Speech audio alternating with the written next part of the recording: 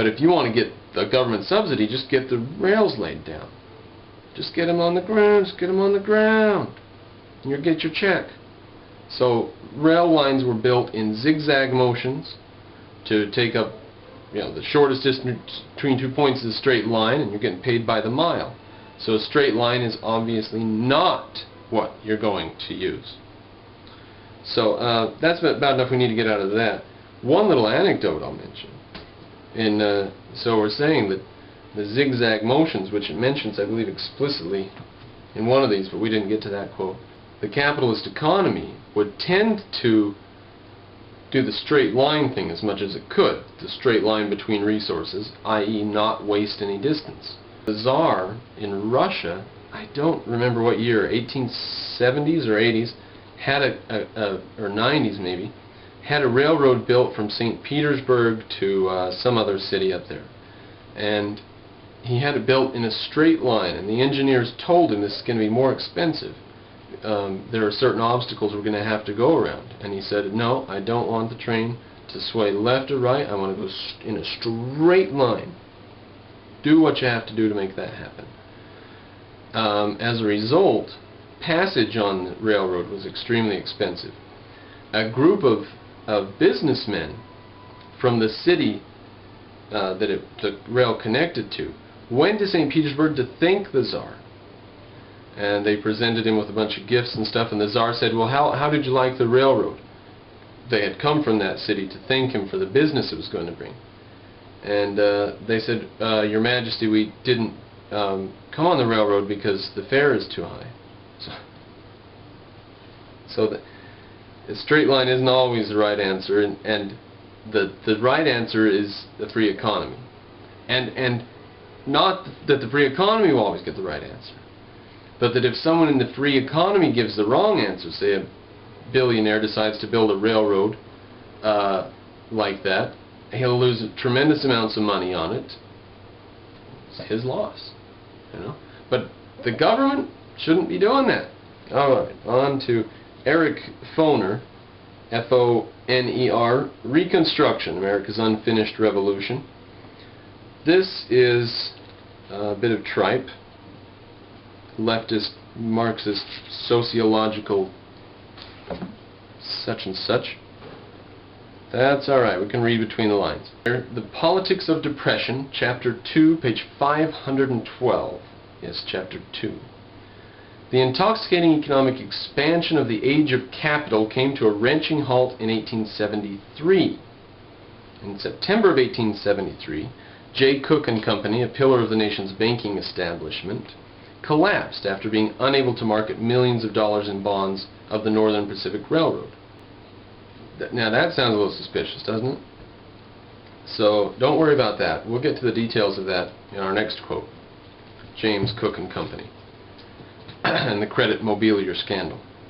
So banks and brokerage houses failed, the stock market temporarily suspended operation, and factories began laying off workers. Throughout the Western world, the Panic of 1873 ushered in what until the 1930s became known as the Great Depression, a downturn that lasted with intermittent periods of recovery nearly to the end of the century. That seems a little extreme, and sure enough, he's a socialist, and I didn't find any confirmation of that message.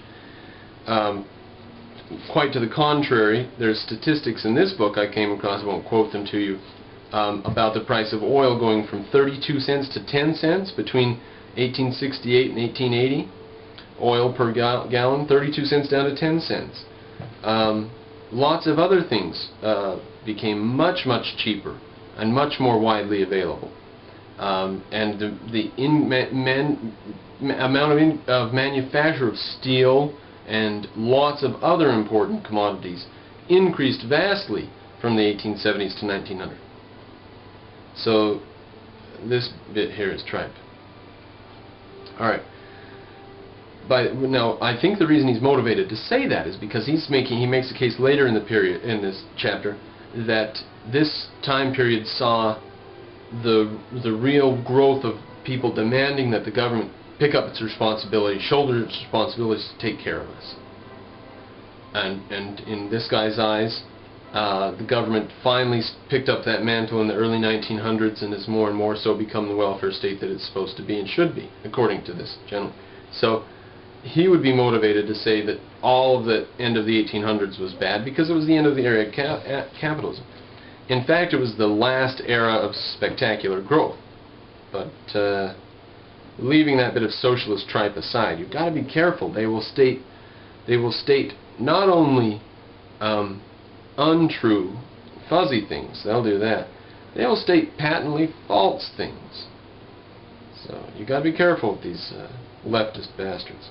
Only path to truth, my friends, is objectivity. By the end of 1874, nearly half of the nation's iron furnaces had suspended operation.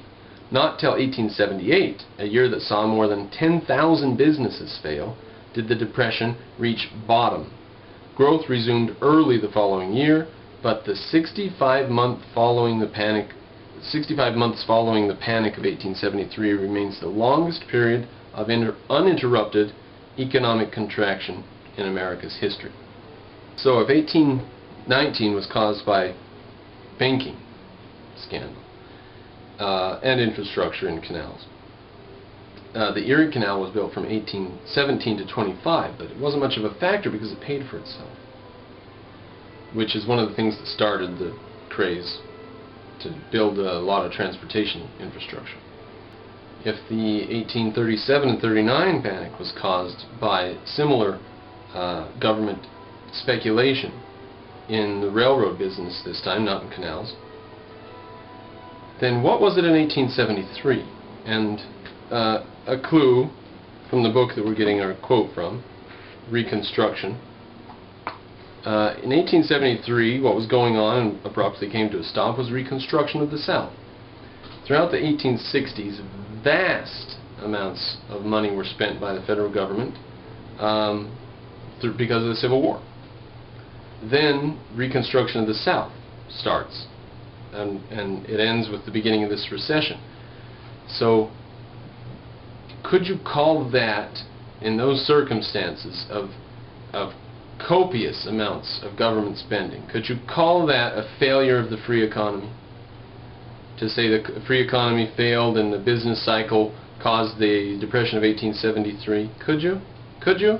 In the midst of all that government spending and control over the economy, the government orchestrating all the events, all the crap it was doing throughout the country and in the South and the Transcontinental Railroad that decade. Can you say that 1873 was a free economic problem, a problem from the free economy? Okay. Rest my case on that. Let us continue. The Depression ushered in an entirely new business environment, one of cutthroat competition and relentless downward price spiral. By 1879, wholesale prices stood 30% below their level 6 years earlier. Now, a 30% cut in prices means that I got a 30% pay raise. Every individual in the nation who is employed got a 30% pay raise. What are they going to do with their extra 30%? They're going to buy more goods of something else, or some other product they weren't able to buy before. That is a indication of an economy that's in really good shape, and it's mentioned here as evidence for the recession.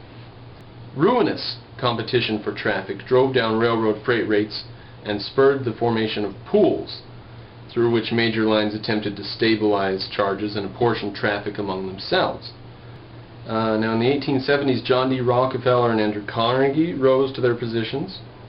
It says Rockefeller seized control of the oil industry, and Carnegie laid the foundations of his steel empire. Now I don't think they say that flatteringly, although I will take it as a compliment. Not to myself, but to the gentleman. Real wages declined only slightly as the steady fall in prices compensated for wage cuts by employers struggling to remain competitive, but widespread unemployment appeared in the major urban centers. According to one estimate, a quarter of New York City's labor force could not find jobs in 1874. Arriving in San Francisco the following year, Irish immigrant Frank Rooney found factories closed, life a constant struggle for